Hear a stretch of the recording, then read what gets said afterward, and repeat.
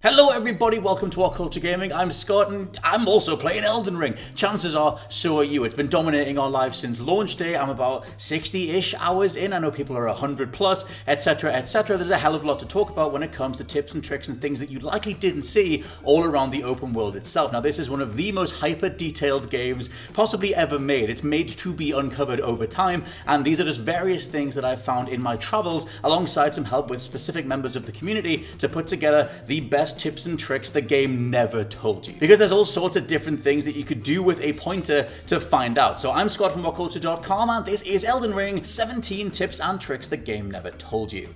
Number 17, use crystal darts to make some enemies attack each other. Chances are you've got a whole bunch of crystal darts at this point. They're strewn across the west side of the map. You'll find them in the Raya Lucaria Academy, and you can find them in various other places. Now, if you like the idea of throwing different knives at different enemies, you're probably using the Kokiri or the other throwing daggers. However, the crystal darts, when used on other, let's say, constructed enemies, like the Erdtree Watchdogs or like the stone imps that you can find, they make them go crazy and attack each other, which is extremely helpful if you're up against the twin Erdtree Watchdogs both at once. You can make one of them attack the other, as a few different players online have found. Number 16, weather boosts damage output. Honestly, there's quite a lot of Breath of the Wild in Elden Ring when it comes to just having fun with the various elements of the world itself, which is to say that when it rains in Elden Ring, kind of like Breath of the Wild, when it rained over there, you could put a metal item down on the ground and a lightning bolt would strike it, doing a bunch of damage. Weather also affects combat here too. So if it's raining, that will boost lightning damage, but it'll negate fire damage. Also, if you happen to see a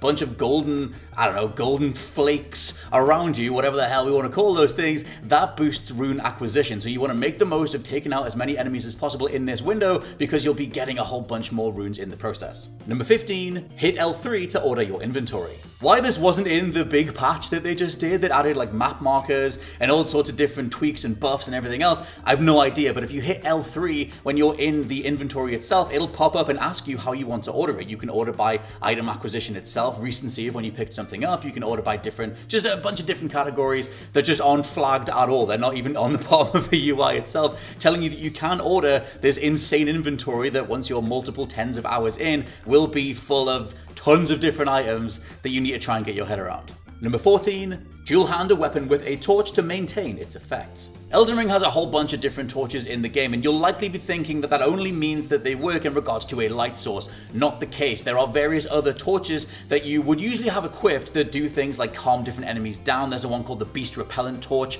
that makes it so the dogs and different animals like bears or whatever don't just jump at you like they do most of the time. And there's also a Sentry Torch as well that lets you see invisible enemies. So these are really valuable, helpful things to have on your person. However, you don't need to have the torch active in one of your hands for its effects to still be active.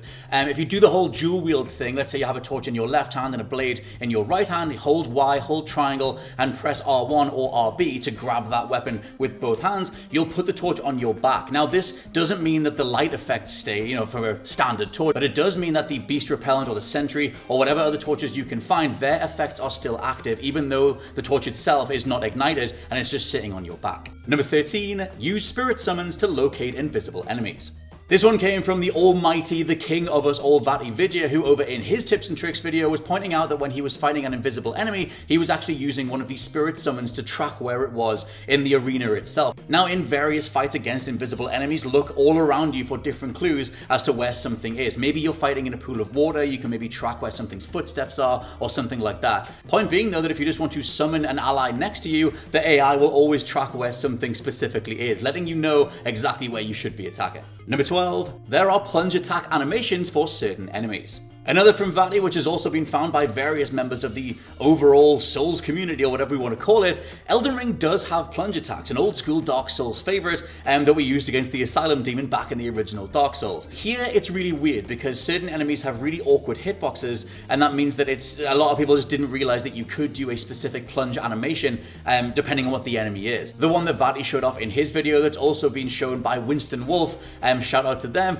is one of the enemies that you can find over in Caelid. It's this this giant mechanical contraption full of explosives that's being driven by one of the soldiers, and if you jump on top of it and press R1/RB when your feet are about to touch its head, you'll warp into the animation where you're just plunging your blade straight directly into its head. It looks a lot like the way that Link killed Ganon at the end of Wind Waker. It's just a full-on old school down in the head style plunge. But the jury's out as to which other enemies this applies to, so start jumping around and seeing which other enemies you can plunge a blade into. Number 11, always use R3 to hunt for enemies. Call me an old school veteran Souls player, but I would encourage getting into the habit of always just clicking R3 while you're walking through any new area.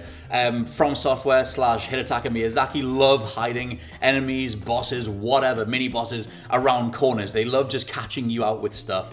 And while that, has its intended effect most of the time, you can get the jump on enemies by just clicking the right stick in and letting the camera itself do the work. Just pan the camera over the environment, over a dark room as you're wandering into a cave or a dungeon or whatever, and find some stuff that's about to get the drop on you instead. Number 10, remove all skills from your shield. This one's a little bit contentious because I know that Mr. Josh Brown in the other room over there likes having shield skills equipped because there are various things like being able to kick or being able to parry that is just super helpful. However, my overall tip would be to remove skills from your shield. Just literally equip the no skill option so that you can then use your weapon skills, because for me there's just way more variety in the weapon skills themselves, whether it be the Bloodhound blade that lets you do the backflip followed up by the heavy attack charge, whether it's just different ranged attacks that maybe certain blades can do where you're sending out a beam of holy light or whatever. I just think that you have more options if you make it so that your shield has no skill. Therefore, when you press L2, it'll treat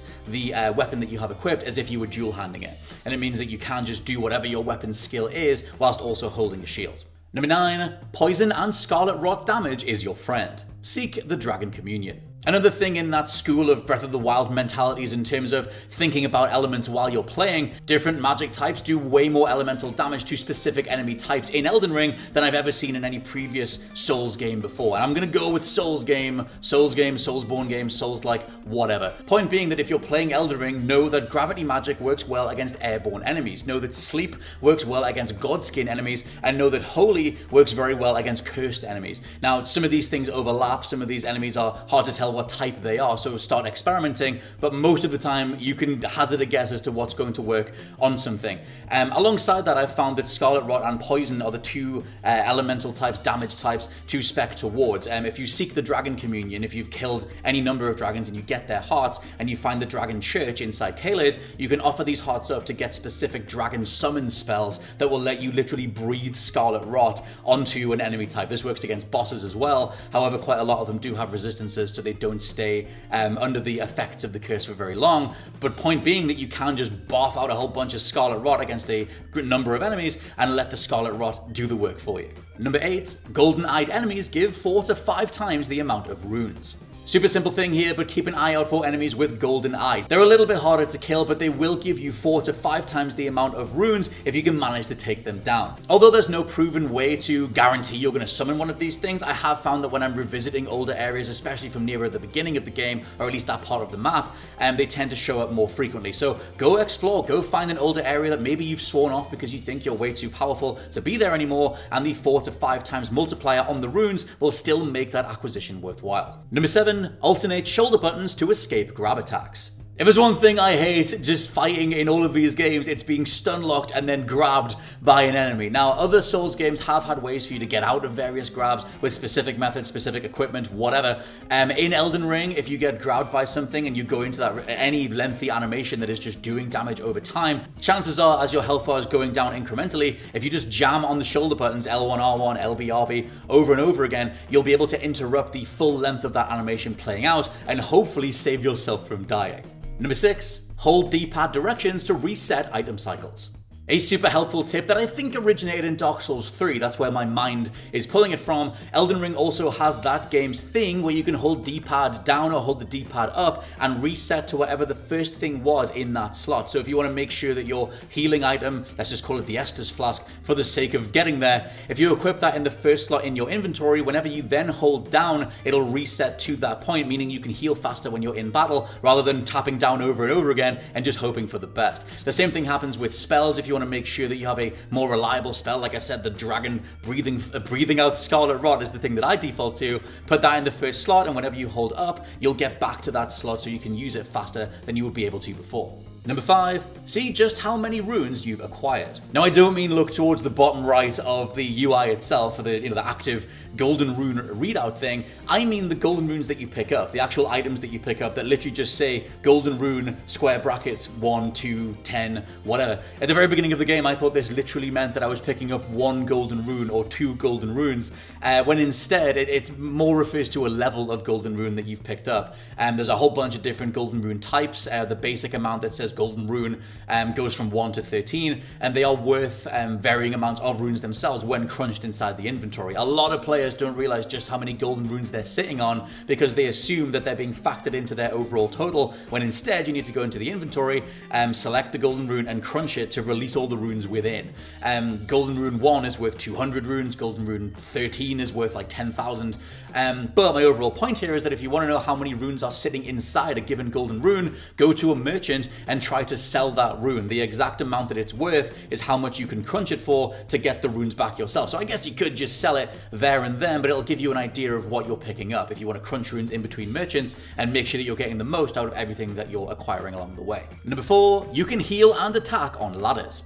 Another Dark Souls Bloodborne-y thing that carries over. Dive onto a ladder and your light attack will punch upwards while your heavy attack will kick downwards. So if you have any human enemies or humanoid enemies that are chasing after you, take the fight onto a ladder and just get to kicking them in the head until they fall to their death. You can also heal on a ladder, so if you need to take a break away from a boss, maybe that really annoying pumpkin-headed thing that you fight in Caelid, just dip down onto the ladder and drink, again, I don't know what they call it, the Grace Estus flask to get some of your health back, and then when you re-emerge, you're a hell of a lot better to take that thing on. Number 3, your character is fully movable while paused. Now this legit requires like a claw hand, kind of like the claw hand you have to do if you're trying to resurrect Torrent the horse in the middle of combat, because the game just defaults to saying no in terms of using one of your Estus Flask things to resurrect your horse, and you've kind of got to use a weird D-pad claw whilst using the analog stick to move your character and use the menu at the same time. It's this mentality that carries over. It's not a very easy thing to do, but you can move your character underneath the menus while paused.